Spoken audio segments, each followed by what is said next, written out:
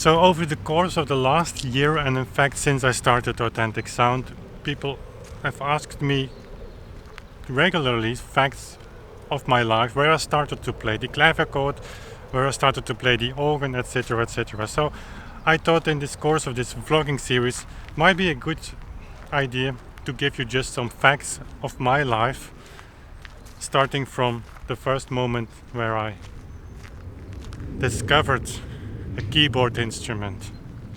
So let's go.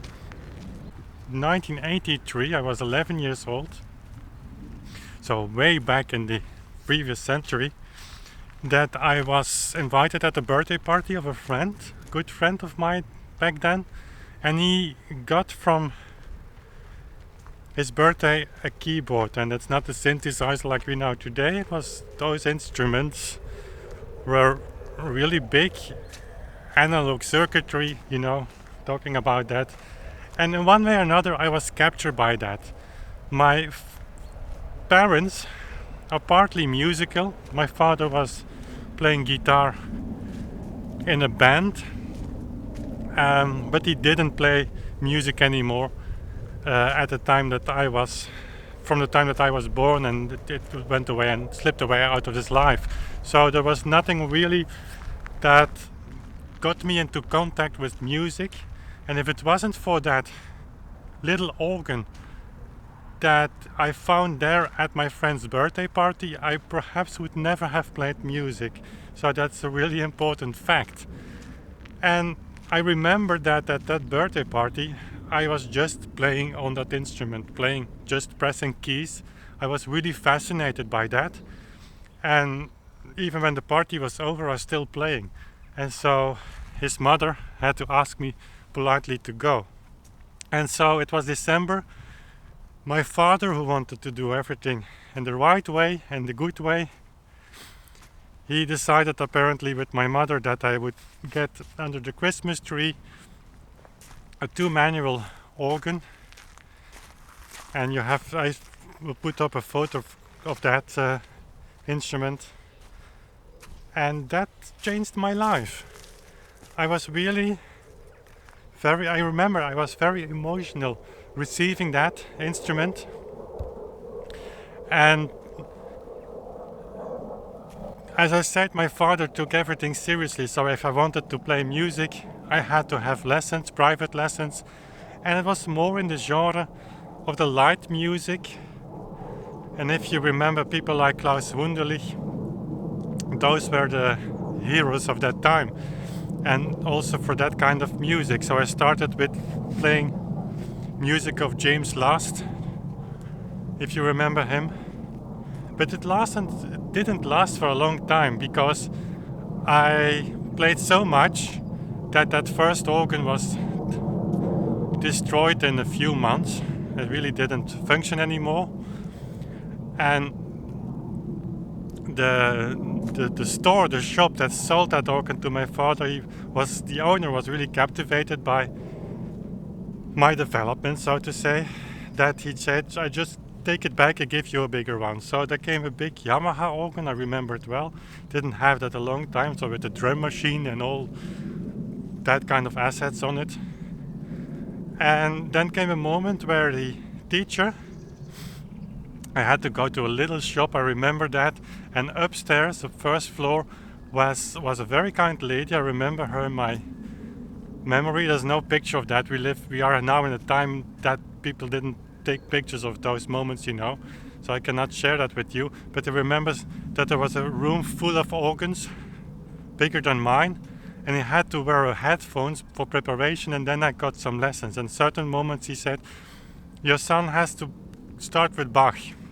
And so my father bought the first volume of the Peters edition, and so I started, I believe, with the C major prelude and fugue, of which of course those organs hadn't the pedal keyboard for. So that was a moment where my father decided it must be, I believe, we're talking now 1 year later, to upgrade my lessons, so to say. And so he made contact with the teacher of the local music academy. He was a very good teacher. And so I started to play classical organ. So again, a new instrument. And that instrument also had to be replaced within a few months, and the owner of the same shop, he always took the instruments back, and my father didn't have to pay, didn't lose any money of that. He just had to pay for the extra costs of the new, bigger instruments. So I had an eminent organ, and that I had for a long time. And so I started to play classical music from the beginning again, learning to play with fingerings, independence of the left hand, pedal technique, all those things. And we're talking now 1985, and then suddenly I had 7-8 months lessons. That teacher, he said to my father, I would like to go with your son to a competition, which was in 1986, and that was a quite large, important competition. It was in Boxtel in the Netherlands, and it was in 3 rounds with music of Bach, Dupré, in that Flor Peters also, Sweerlink, so César Franck, so complete repertoire from the 17th century until 20th century. So looking back at that time, it's kind of remarkable to me that in 1.5 year, let's say 1 year of classical organ training, I reached that level. But it was like that. And so the jury members of that competition were amongst the finest organists and teachers at the conservatories back then. Jacques van Noordmessen. So I was 14 years. I remember Christian van Ingelgem, I remember Kees van Houten. So it was paid by the Dutch and the Flemish government. So it was quite an important competition. The first round was in February 1986, and I was 11th of the 11 candidates that were allowed to continue to the second round, which was 2 months later in April, and it was the semi-final and the final round in 1 week. And in the semi-final round, which was recorded by the Dutch National Radio, I was second, and then came the final round. I was first. So you can imagine, I was 14 years. I didn't realize all of that, but by that time I could go to 3 or 4 conservatories to study when I was 18. So, but I didn't realize, I never had made this up in my mind that I wanted to be a musician, you know. This was all very fresh. And since my father had made a bet with my teacher, partly joking, that if I would win this competition, which was very unlikely, I mean, it was the first mechanical organ I ever played on, and then a very large one, very heavy Dutch, so the chances were very small that I would have any prize. But he said if he wins that, I buy him a home pipe organ, you know, and he kept his promise. I only realized later what the sacrifices he had to do for make that happen.